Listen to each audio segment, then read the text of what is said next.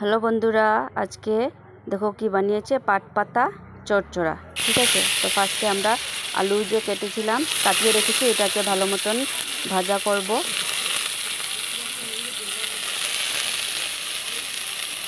আলু দিয়ে বানাবো, দেখবে কিভাবে। একটু স্বাদ অনুসারে লবণ হলুদ দিয়ে আলুটাকে ভালো মতন ভাজা করবে।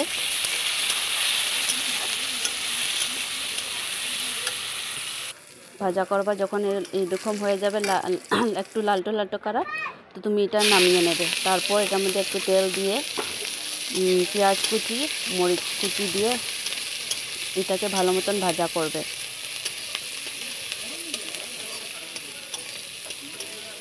তো ভালো মতন ভাজা করার পর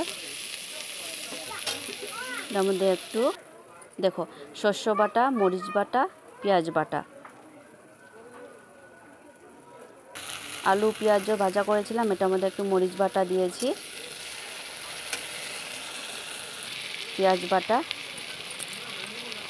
তারপরে এটার মধ্যে একটু হলুদ লবণ দিয়ে ভালো মতন মিক্স করে নেব।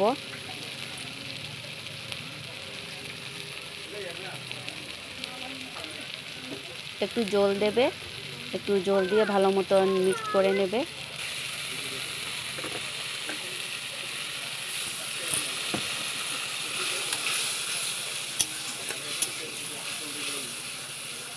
এভাবে ভালো মতন মিক্স করার পর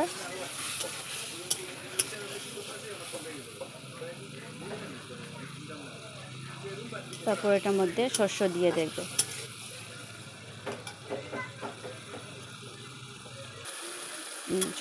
শস্য আগে দেই না কেন, শস্যটা ভালো মতন বেশি করে সাঁতলালে তিতা হয়ে যায়, তো তাই মশলাটা ভালো মতন সাঁতলানোর পর একদম লাস্টে শস্য দিয়ে তারপরে পাট পাতাটা দিয়ে একটু উল্টো পাল্টা করে দিয়ে আস্তে আস্তে করবে, কারণ বেশি জুড়ে জুড়ে করলে যে বেঁধেছিলাম পাতাগুলো এটা খুলে যাবে, তাই একটু আস্তে আস্তে করে মিক্স করবে। তারপর এটার মধ্যে আলু ভাজাটা করেছিলাম, আলু ভাজাটা দেবে।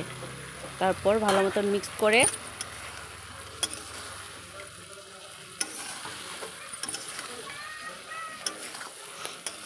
করার পর হালকা জল দেবে। হালকা জল দেওয়ার পর একটু ভালো মতন মিক্স করে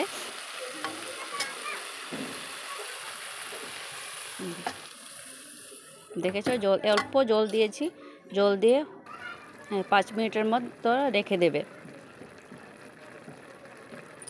রেখে দেওয়ার পর যখন সিদ্ধ হয়ে যাবে তখন নামিয়ে নেবে। দেখবে কিভাবে ভিডিওটা হয়েছে, প্লিজ কমেন্ট করে বলবে। Bye bye.